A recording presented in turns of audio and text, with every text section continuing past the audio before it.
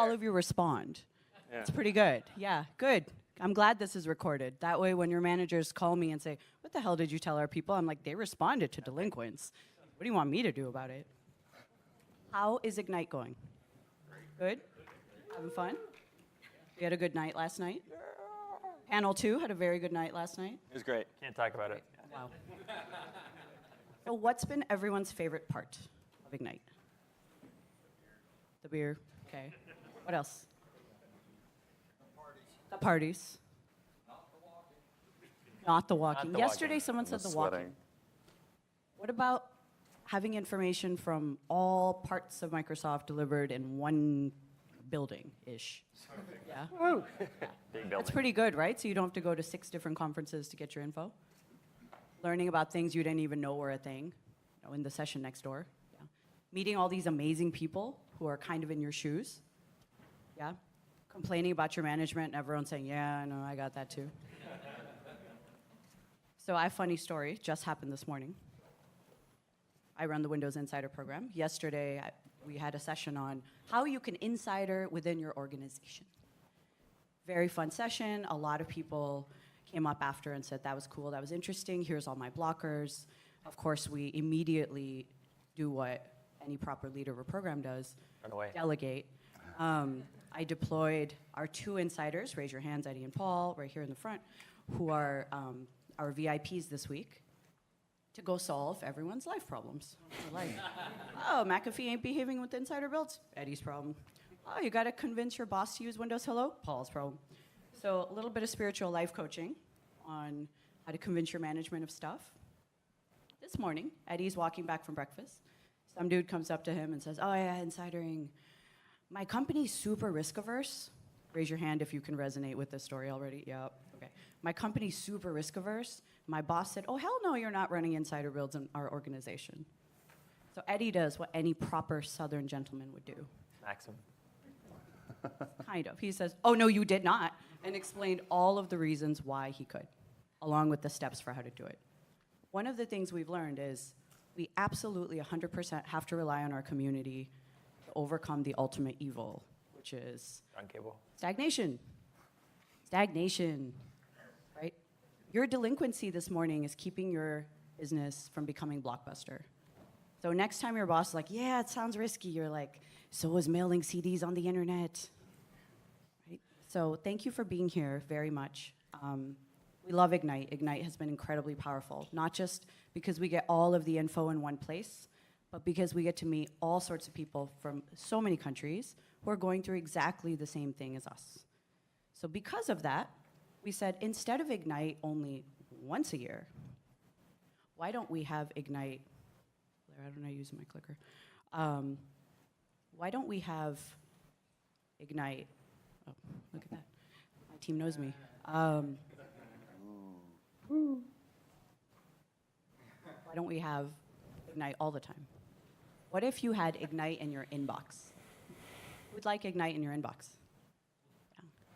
So what if you could get all of your Windows, Office, SharePoint, Teams, Azure, Cortana Skills for Biz, all of that info in one place every month? Who would like that? Why look, everyone? If you could be invited to cool Ignite-like events on the road, which shall not have a name, all around the world, every country in the world, who would like that? Yeah. If you could have a place to connect with people such as yourselves, anytime you wanted, not just here in lovely Orlando, Florida, anytime you wanted, who would like that? Look, we got lots of takers for M365 Insider Program. In the coming months, you're going to get a lot more info, but this is something we want to co-create with you. We don't want to come in and say, here's the program, here's what you get, here's how you connect, here's how you engage, because that is super old school. It's not 1995. No one uses Yahoo Finance except Blair. And look, is that clanging? Got John again. No. We need to co-create. We need to co-create. That is the fundamental principle of the Windows Insider Program, the Office Insider Program. So that's what we're going to do for Microsoft 365 Insiders. We want to co-create the program with you. So far, we've been co-creating with 2 of our insiders right here in the front row, who are both Office and Windows insiders, second row. And we want to co-create with not just 2, but all of you. You are the millions who represent the billions. We absolutely cannot wait to co-create this program to help you not just do your jobs and absolutely kill it in this industry, but help your business be the rock star tech and innovation companies in whichever vertical you're in, whichever vertical. We have an ambitious goal. Some people say it's very ambitious. We like it. We want 100% of the Fortune 500 to be M365 insiders. The question is, how are you going to do that? Listen, we got Apple and Google. If we can get Apple and Google, we can get your company. If you need help, reach out to us. This is what we do. We are the people who will go get a Surface Go, run insider builds, and put it at your receptionist desk to prove a point. We've never done that yet. But if you need help, reach out. This is what we did at First Citizens Bank. Eddie reached out to us and said, hey, we're insidering, we're running Windows Analytics, we could use a little visit from you guys. Talked to the upper management. We rolled into North Carolina, spent a day with the upper management. Now Eddie and his entire IT department are here selling this business to other people. So if you need help, please do reach out to us. Today, you may be wondering who these fine gentlemen are behind me. They're all representatives of the Microsoft Insider Program. They did not know that until right now, but we want to surprise them. I think in order, shall we do a little intro? Oh, of course, Microsoft Insider Program, news and information, events and community, and of course the gateway to public previews, all in one place. What that one place is depends on you. Is it a newsletter? Is it tech communities? Is it osmosis? Is it mind control? I don't know. You tell us. We need your help. We need your help. We have our ideas. That one? Everyone votes for that one. But you need to tell us what you want it to be. How do you like to receive all of this information? Is it through calls? Is it through newsletters? Is it through blog posts? We don't know, but we don't want to assume that the technology we used for the last 20 years is the technology you want to use for the next 20. That's stupid. Should we have a giant Teams channel? I don't know. My team's looking at me in horror at that thought. They're like, don't suggest that. That's his normal face. So you tell us, reach out to us. Come up after, we're going to put up a link where you can send us your suggestions, tell us your stories. One big mission we have for this year is to visit you. We want to visit as many companies as possible, hustle as much of your upper management as possible. Because if you're not digitally transforming, you're not transforming at all.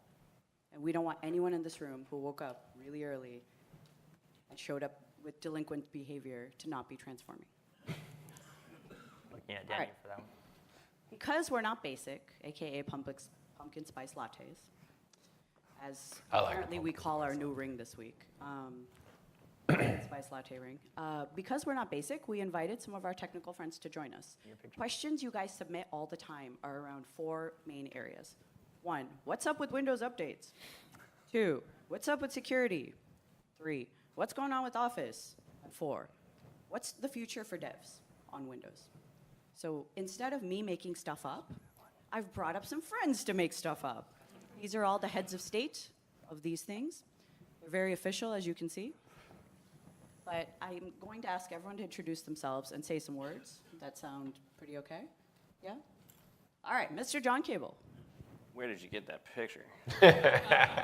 Where did you get that tux? Yeah. No one has Hey, I seen own these that slides tux. until right now. Just, I own it. just putting it out there. All right, I'll say some words. Hey, it's good to be here. Good to see everybody here. My name is John Cable. I like to tell people I'm the one that updates your machine every month, which right away just makes friends everywhere you go, because just everybody loves that. And right away they're like, oh, because I implicitly understand that you're keeping me secure. Thank you so much, John. Yeah. Is the response I get never. And then they hug you. Yeah, exactly. So anyway, we can talk more about that, but updates is my jam.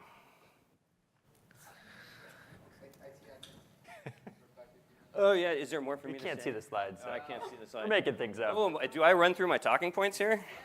All right, I'm going to do it. Okay, so updates. So really what I think about my job is I'm like the IT admin for 500 million people. Like I'm the one that's like, hey, I got a feature update for you. Hey, I got a security update for you. But that's consumers, and I know that a lot of you are here at Ignite to represent businesses, but the concerns for me are exactly the same. What do I hear from people is like, oh, these updates take too long, they happen all the time, the update size is really big. It's exactly the same thing I hear in industry. The number one thing I hear is that updates are disruptive. I'm in my flow, and an update comes along. What's going on with that? And so all of our forward-looking investment is to hide the updates. How can we be super clever and just get them out of the way?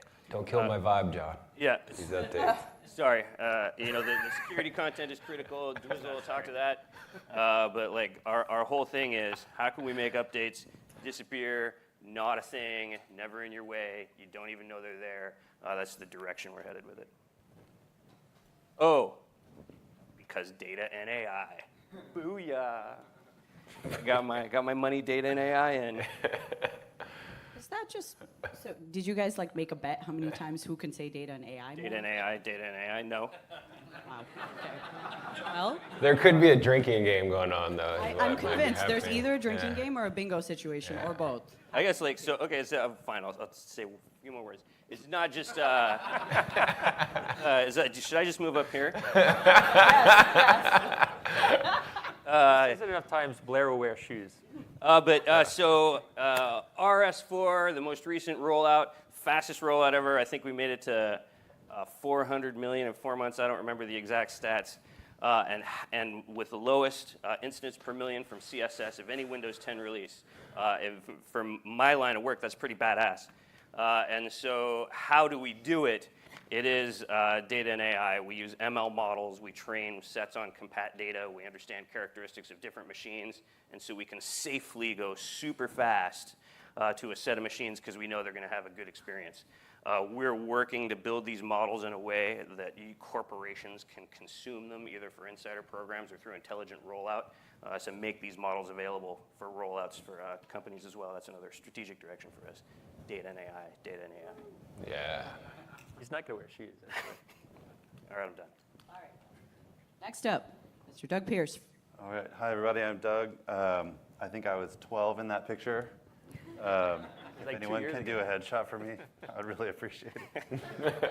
We tried to get the one of Amy yelling at you. So our CFO, Amy Hood, the one's responsible for billions of dollars of things, gave him the yelling of his life once. And he has a great story about that. You can catch that. You won't make it tell it now. So I used to get yelled at for OneDrive, and now I get yelled at for Office. What does that slide say? It's supposed to say, What is the Office Insider I'm program? an amateur photographer, to Yeah. be clear, but it's supposed to say I'm the founder of SkyDrive. It does not say that. How many people even know what SkyDrive is?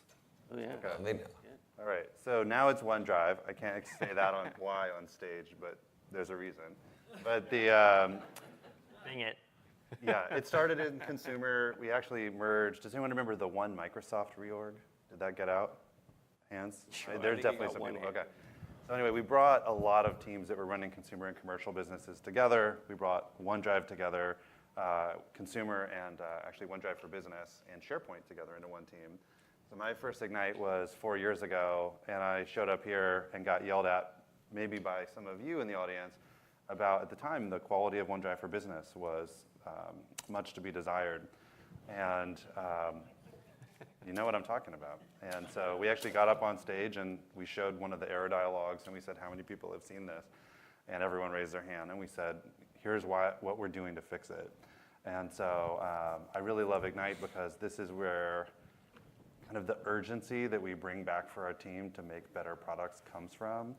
And I do sometimes get yelled at inside of Microsoft too, but that energy, is something that really propelled the team forward, and hopefully folks have been to some OneDrive SharePoint talks and just seen, and just hopefully how many people are using OneDrive? All right, thank you. And hopefully you've really seen, especially the commercial product, just get better and better and better over the last couple of years. And I moved over to Office recently, but what I've really been doing is really integrating the cloud into Windows and integrating the cloud into Office. And I think in some ways that's kind of like a precursor to, it's really about Microsoft, not just about Windows and Office. It's about how it all works together. And hopefully one of the things you're seeing here is, well, how many people work at a big company or work with big companies? Okay, so if you build a product, you know what it means to ship your org, right? And so it's so easy for us to do that, especially 400 million times a month. But that was it, you. Data and AI. Yeah, data and AI. But where it takes a very intentional effort, and it takes a lot of leadership to actually try to build a coherent product for our customers. And I think that's where hopefully you're seeing a lot more of that. And that's where I think the Microsoft Insider idea really comes together, because if you look at Teams, Teams is built on OneDrive, it's built on SharePoint, it's integrated with Office. We're only going to do more of that. And when you get a new Surface, you should log in and it should all just be there and work, you know? So we're trying to be more Microsoft and less just one or the other of our product brands, and I think we need you all to be that with us too. So. If you haven't yet, go see the Office Insider booth. It's under the sign in the expo that says Teamwork. It's right next to the Windows Insider booth. It says Microsoft Insider Programs. It's the first Ignite in history. We've actually had Insider programs together rather than strewn all over the expo hall. We work very closely with Doug's wonderful team. Yeah, they're all over here. I see Pete, Susan, and Kathy, so come visit us. I'll be at the booth later. And then all of our Windows Insider folks too. Exactly. Thank you, Doug. Ooh. Okay. Next up. Hey, Danaya. Oops. Sorry. Best photo ever. All right. So David Weston, please say words while I figure out the keyboard. But it's someone else's slide. Just pretend. My We can daughter's do slide. you want me to go, do your That you you, can Yeah. do the switch if you want? That was you last All week. right, I don't know what this says. Okay. Yeah, Fun fact. It's Windows Update. yeah. now you're secure. Yeah, my friends and I do have a one-up game of who's visited the worst dive bar. And in fact, we have kind of a periodic kind of pub crawl crew. And most people, when they do pub crawls, you know, they go to their favorite place, they got a nice place. And we try to go to the worst places possible. So there's kind of examples of places we might have gone, or like the ferry bar. So we went to the bar in the ferry terminal. And you know, the ferry bartender's kind of hanging out, serving us, and this, you know, the alarm sounds to go to the ferry, and we're staying with our drinks. She's like, "You're gonna miss your ferry," and we're like, "No, we came to this bar for the ferry." And she's like, "Is this incredible?" We're like, all we heard about is your mojitos. We came from everywhere, so yeah, we've done that. A zoo, you name it. It's pretty fun. Zoo bar. Wow. Zoo bar, airport, yep. You're pretty pouty in your picture there. Pouty. Yeah. Can you tell us a little bit about what you do all day for a living? What do I do all day? Can you not talk about it? No, I can talk about it. So I've had just about every job in security at Microsoft. So any Defender fans out there? So I used to be on that team. Defender ATP, I was the first employee there. Worked on that product. I also run the Microsoft Windows Red team. So we do a kind of attacks and hacking on our own stuff to make it better. Thanks for Yeah.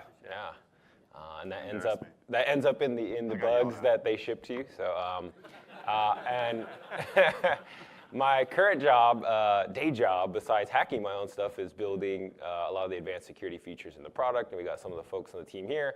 And the way the insiders help us is generally there's a strong tension between compatibility, good performance, and security, and we're constantly turning those dials until they're perfectly balanced, and getting things out in the insider preview actually helps us a lot. So with security in particular, we have a lot of kind of enthusiastic community who hits that.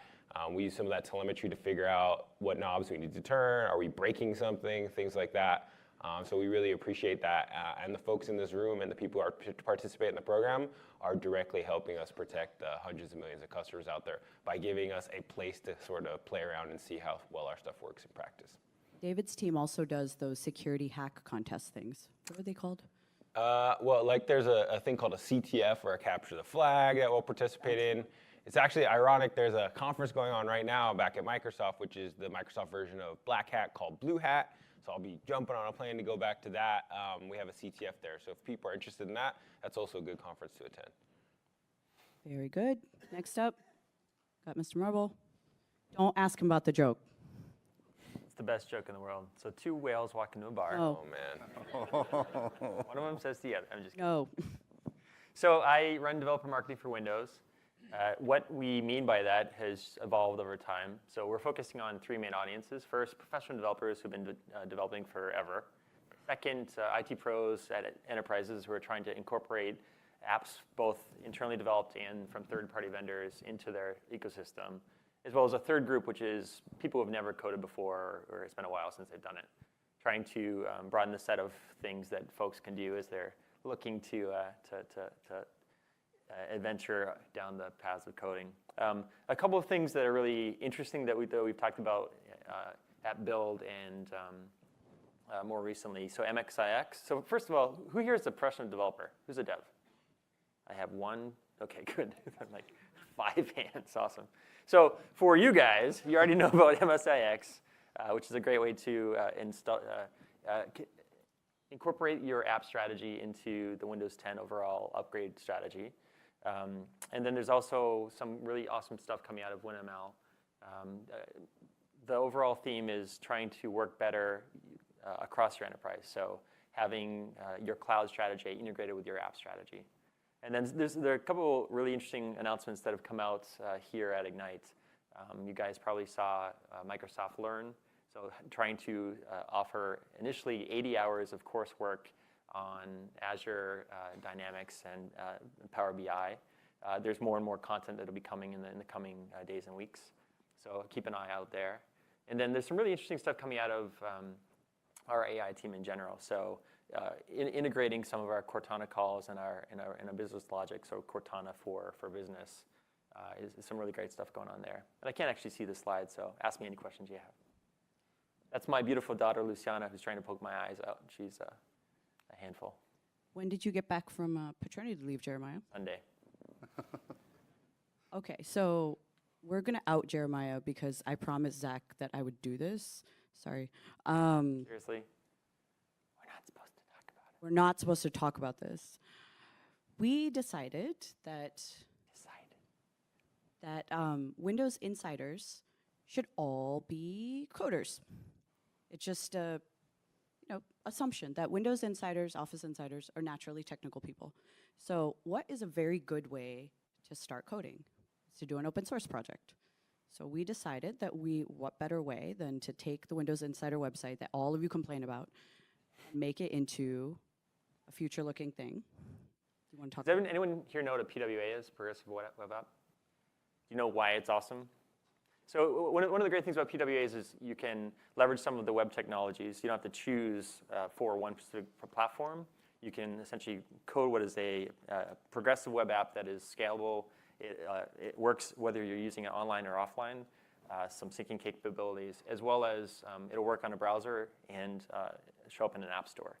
And so one of the really exciting technologies that we're investing in is our PWAs. And so projects like the open sourcing of the Insider app, which Vivek here is leading, hopefully will showcase some of the best and brightest best practices, as well as make it available to anyone who wants to learn how to code. And yes, the default will be dark theme. Before everyone asks that question. Allie's like, Allie, our designer, is like, please click on things. Yeah. And there's dark mode. Best mode. Best mode. So we want to work with you guys. We want to co-create this app. We don't want to just build it ourselves at Microsoft, have it be super dorky and roll it out. We want to co-create with you. Actually, we want to build it ourselves at Microsoft, but Donna won't let us. No, we're not doing that. Instead, we're going to co-create with you because all of you know what you need. Rather than us telling you what you need to run your business, you tell us, you work with us on it. Let's do this together. That's the best way. Our success is your success. There's no way in hell we call ourselves successful if you're not successful. It does not work that way. So we are done with our yapping. Let's turn it over to questions. We did open up the Slido, so we have a ton of questions online, but let's start with you guys, the questions in this room, since you did wake up at 9 o'clock to show up. Do we have any? 8:55. 55 to show up. Do we have any? No? Okay, fine. Oh, we have one. We have one. We have a new skip ahead build this week. Paid us. That's awesome. Yes. So yes, we do have a new skip ahead build this week. Every time we fly to build at Ignite, we take down conference Wi-Fi. So we tend to figure out a time to do it that's not going to be the most disruptive thing in the world. During the keynote, it's a good time. So not during the keynote. You'll notice we don't flight during the keynote for a reason. We have gotten stern warnings and talking tos, like, can you please flight elsewhere? No, we cannot. So we are flighting this week soon, so soon. Maybe you should get your devices ready right after this. Brandon's giving me a look. Sorry. Others? Yes. Are we ever going to get AI in the start menu? AI in the start menu. What does that mean to you? For instance, like a lot of times I search for something and it's not the first item on my list, it's the fifth or sixth item on my computer, and I have to scroll down every single time and click it. And after you do that the first, I don't know, 50 times, it gets annoying. So what you're saying is you want a better unified search experience, Brandon, that works across all of your shit. That may have AI built into it, Brandon. That's interesting. good Maybe we idea. should write that down and tell some upper management person, Brandon. Yeah. That's Brandon. Thank you. This is Brandon. He gets yelled at more than any one of us. That's saying something. Yeah. Sorry, not It's a sorry. good thing. Others? No, fine. I We'll ask a turn to the question? slideo. All right. He's got a question here. Just a quick question, which is, how many people have submitted feedback in the Windows Feedback Hub? Okay. We need more of that. How many people have done smile or frown in Office? How many people know that you can? Okay. That's fewer than people. Look for Please. feedback in the app and send a smile or send a frown, because we really go through and read all of that, and we actually also pull all the Windows Feedback Hub data together and look at it for Office too. So just wanted to make sure everyone goes and does that, because that's what makes their product better. Okay, your question. Sorry. All right. Next one is for David Weston mostly, but maybe for everyone. How can we convince our organizations to use Defender and do away with third-party AVs, since they're such a pain in the ass to keep up to date? Yay!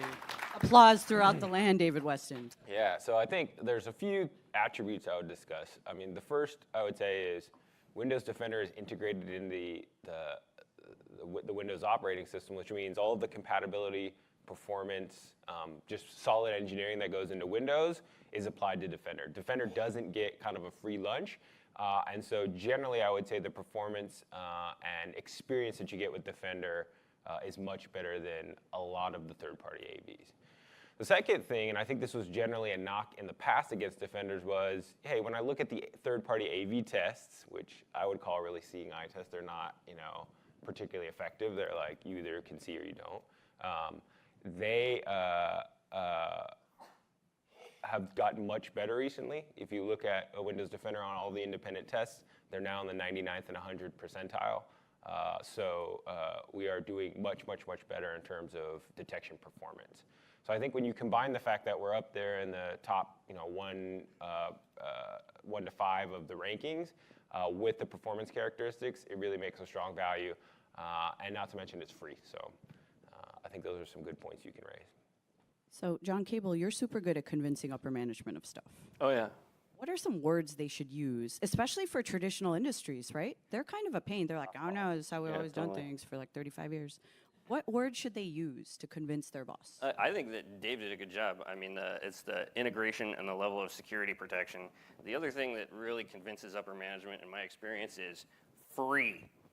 I don't know about you guys, but we're all in business around here, and so the price is right on Defender. But the other big thing that we've seen that has impacted people and had them move away from third-party solutions like McAfee is just did I? Sorry, I had to get We that love out. our partner. Did you cough? He coughed. That's record is that was a cough. you're talking about insiders, and you want to be able to exploit your features as soon as possible and know what's going on. Defender is consistently ready on day 0, whereas a lot of our AV partners are struggling to have an evergreen value proposition where they're actually ready and compatible early in the release. And as people try and speed up and operate Windows as a service, they're looking at their partners and saying, hey, are you going to come along on this journey with me? And Defender is right there. Can I throw in one too? That combo of Defender and also OneDrive for consumer and commercial now, I don't know if you have seen, but we can do recognize a malware attack. We can also roll back to a known good state for all of your files, of course, including your Office files. So that combo is super powerful. And honestly, if you're paying for Exchange, you're already paying for OneDrive. So another way to save a lot of money on another cloud storage provider. So what you're saying is go back home and say, guess what, boss? I went to Ignite. Thank you for sending me. I've now saved you X many $1 million a year. You're welcome. Yeah, got it. And you won't break when you upgrade. Everyone do that. And if you need help, see Eddie. He's an expert. Delegation. Okay. It would be awesome to see IT-specific features in one place rather than all mixed up in your blog posts. Any plans to do that?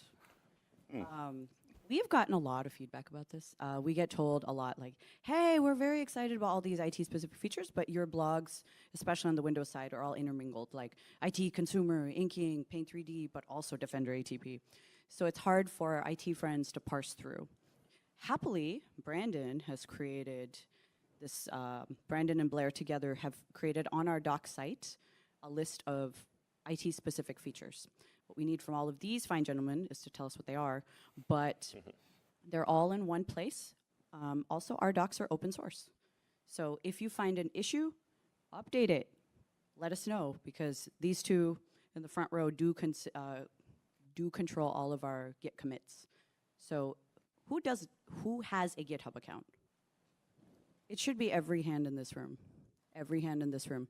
Yesterday, Donovan Brown jumped on stage, grabbed the mic from us, and said, if you're just thinking about DevOps now, you're already too late. Never send a man to do a machine's work, man or woman, to do a machine's work. So we found that really interesting and compelling. So if you are not familiar with GitHub, if you're not familiar with what DevOps can do for you, start. Doesn't matter if you're a dev. It's a thing that we have to start.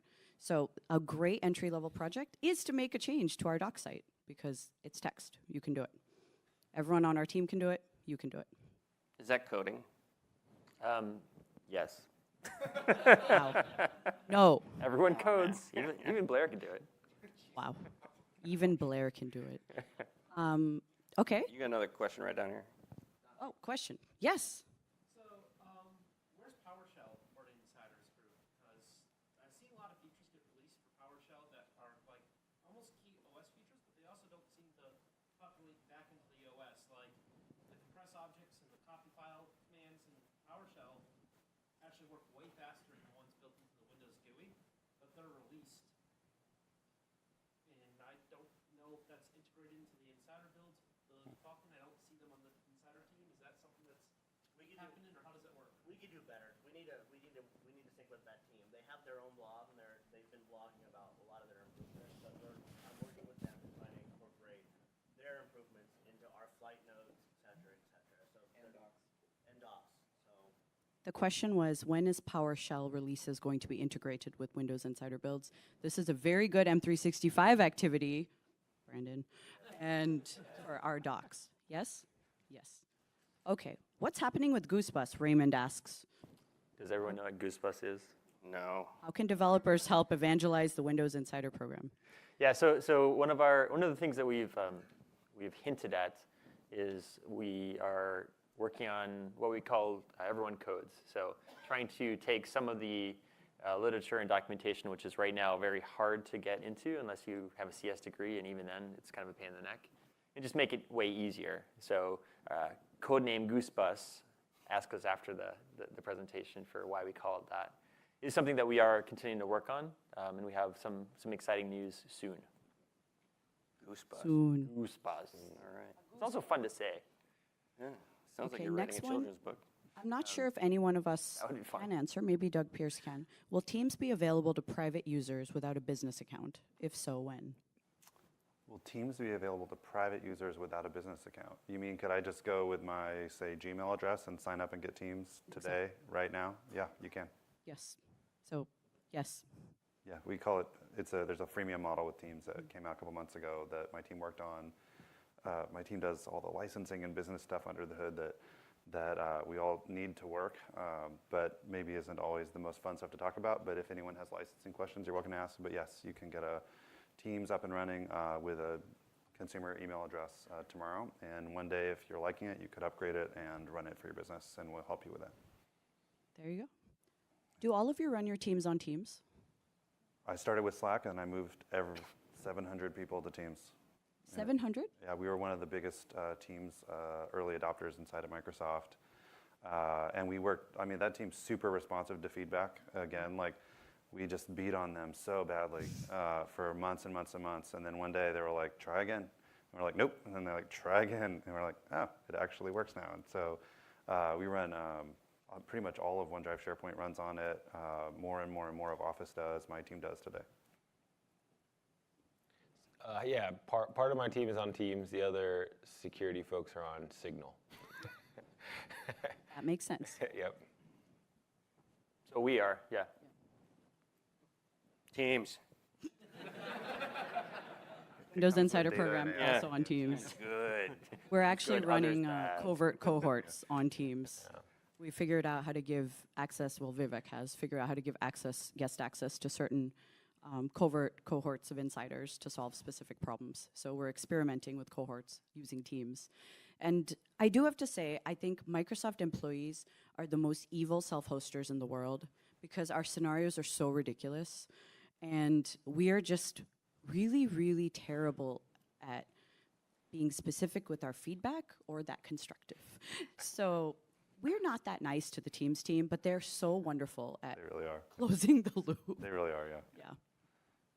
It's one of those quintessential examples of co-creating. Every time we've given feedback from a conference, they actually go and implement it because we're not that kind with our feedback. Like I mentioned this earlier, but you know, Teams is a place where so many other teams inside of Microsoft come together. Your personal files in Chatter and OneDrive, your team files in a channel or in SharePoint, Office is integrated.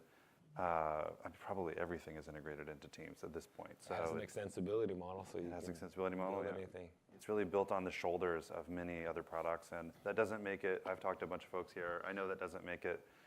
Like if you've modeled your SharePoint topology one way or another, it's easier or harder to move to Teams.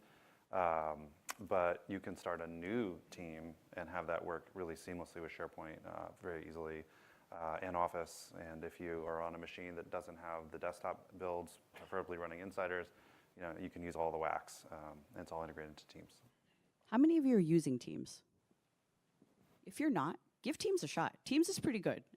We're very picky. We're just terribly picky people, but we actually quite like it for the more informal communication within your org. Totally. It's way, way better. Like they were showing on the slide thing, like inner loop, super good with Teams. We have not tried 700 people, Doug Pierce. That's a lot, but really good. Yeah, for you inner loop. totally can. It scales up very well. Next one's for John Cable. What does the new support model, Windows 10? I think they mean the. Oh yeah, this is a good one. You want to give a little context in case people. Yeah, I'll break it down. Let it be broke. So it was 18 months. We support Windows for 18 months, and this was mind destroying for people who are used to like 5 to 7 year cycles. For us to come out and be like, you know, get along, 18 months, you know, let's go.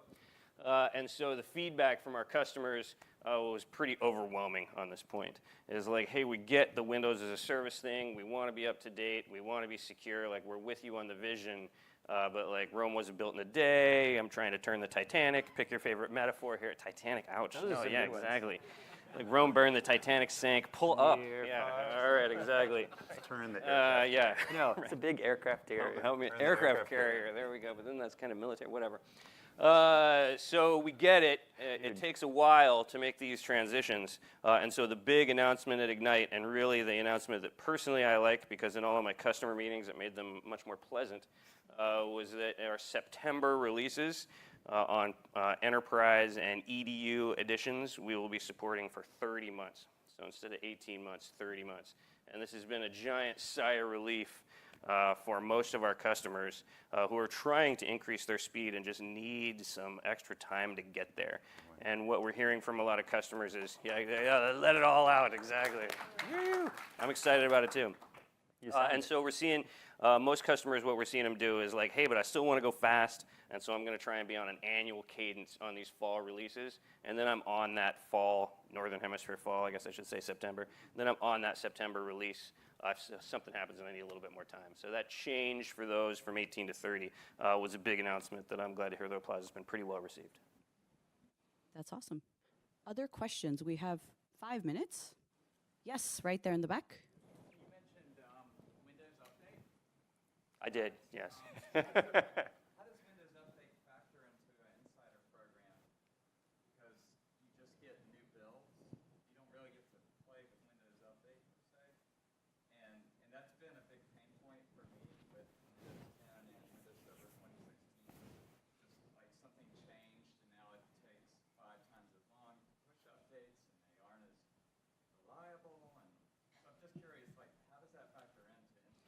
Yeah, I think that your question is about, hey, I'm just taking whole builds, and so like the monthly updates aren't as important to me.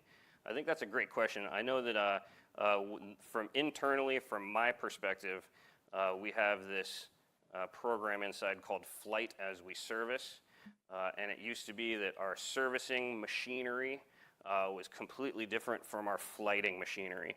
And we kind of scratched our head. Now there's historical reasons why those grew up. Flighting needed to be nimble. But we looked at that as a company and we're like, hey, why do we have these two separate things? And so while you may not see it externally, what we're now doing internally is converging these things and using our servicing methodology to deliver flights. And so it's totally opaque to you. You don't know. But the big thing that gives us internally is that's like us flighting the flights, for the people who are going to do the delivery. Every time I put out a flight, it tests the servicing machinery that I use for 1 billion people. And so you kind of are flighting it, you just don't know it. I don't know if that specifically answers your questions around monthly updates, but it's some insight. Our slow builds that we're releasing to the slow ring, the last 2 releases have been serviced and have significantly been used in testing the Windows Update pipeline. So we're doing a lot of it, what John just mentioned, we're doing a lot of that for the slow ring. How many of you are using slow ring at work? Everyone should be using slow ring at work. Do you want to tell them why, John? Because it's good? Yes. So at Build, Really John's good. team announced that, hey, listen, you know what? You guys have been saying that fast ring is a bit too fast for your organizations and your upper management mostly. But slow ring is a good ring because this is the one that has been validated to have good quality, but all the features. And you still had hesitation around, but it's not serviced. What if there's a horrendous security issue that David Weston finds? Then what are we going to do? We are prepared to service it. That's the difference. Exactly. I think that if you knew the hard work that went in behind the scenes to make the slow build, like all of the fixes that we try and get in to make sure the slow ring is a great ring for everyone to be on, a lot of work goes in to make it stable, especially for you trying to do that in your corporate environment. And we are ready. If Dwizzle over here comes in with a super nasty security issue, we are going to get it out to those slow ring builds. Or if something bad happens, we will provide a level of support for those slow builds. We hold the bar really high on this ring. We've had some pretty epic battles about whether to flight slow or not, just based on an issue. So our bar is, some people think it's way too high because they're like, just roll it out, God damn it, what's wrong with you? But we truly believe we want people to be able to run it bare metal in their company. Not everyone, 1% of your organization should be on slow ring. But we believe that we want to roll out a quality that you actually can do your day-to-day work in, rather than a test build that you're just validating new features for. All right, there's one more question here for you, David Weston, which is, everyone in my company is confused about security and phishing.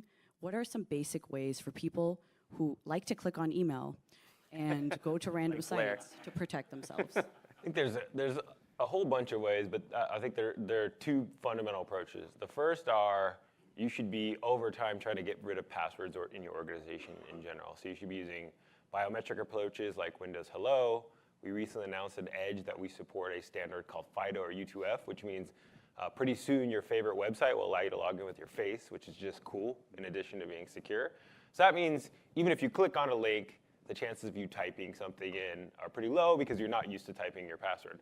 I can say I run a 10S device in what we call a passwordless mode, where basically I just use a pin or my face. I forget my password all the time. That's how infrequently I use it. So that's a great approach. In addition to that, just obviously if you can't use Windows Hello, integrating into what we call multi-factor authentication, like the Azure Authenticator app or a competitor app, those are really good approaches. Now the second thing is it's not just phishing that's happening in these links. Sometimes it can be downloading suspicious executables, or it can be just automatic code that runs in the background that if you forgot to install one of John's Windows updates, might be attacking you. We have a couple of approaches there. First is, I'll plug my own feature, which is Windows Defender Application Guard, where we shrunk basically the power of the cloud, the hypervisor that segments workloads in the cloud, and we put your whole browser in there. What it basically means is there's a throwaway operating system that's transparently wrapping your browser, so even if you do click on something and some strange code runs, as soon as you close it, that's essentially disposed, and that free world, that world that's fine to be tainted and untrusted is just gone. So that's a great approach. On top of that, we have a whole bunch of myriad of security features that can either be configured if you're super geeky into security stuff, or is just there by default that makes the chances of that happening very low.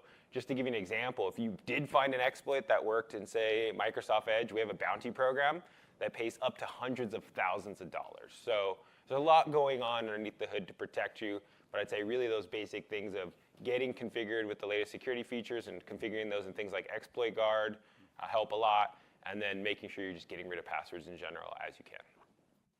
We have one story of hustle that I really want to share that you'll appreciate from Paul Warren. All right. Paul Warren works at Auckland Council, New Zealand, government. And he Kiwi. Yes, Kiwi right there. They do not make a terrible, no, don't make the noise. Terrible sound. But, don't make the noise. So, I just said don't make the noise. Okay. What? But he decided that his organization should have Windows Hello because Windows Hello is best. So he rolls into his organization, and a certain team says, you can't roll out Windows Hello, it's not secure. We're like, our security guy says secure. Their security person, I shouldn't have said the team, says not secure. So Paul does what any good person would do, which is go straight to the execs, enables Windows Hello on their machines. Of course, they're execs, they're busy, they log into their machine a million times a day. They fall in love with Windows Hello. They're like, I love my face. I love that it can open my computer. This is so great. Look at how attractive I am with my face, unlocking my PC. Security rolls in and says, yeah, you better disable that. And Paul says, yeah, I'll get right on it. You got to go take that away from upper management now, though. Needless to say, the entire Auckland Council now uses Windows Hello. So if you like your face, please use Windows Hello. Life tip. Now, It's also highly Great secure. tagline. if you You like should your connect your People will security like your people with me. We'll have a conversation. Exactly. Connect your security with them. yeah. Okay, Blair's giving me the wristwatch thing. We're going to respect your time and let everyone go. Thank you so much for being here. Thank you. Please enjoy Ignite. Yeah. Stay tuned for M365 Insiders News. It's probably going to be in the Flight Post or an article today or tomorrow once I write it. Thank you very much to our Hang at the panelists. booth. Come hang out at the booth. Yes, come see us at the booth. We are ready and anxious. We have a ton of really good swag. Boothing. They have socks. We have scarves. Whoa. He's wearing the socks now. Some good advertising right here. That's a good Thank you sound. very much. Please enjoy Ignite. Stay out of jail. Thank you. That is Thank you.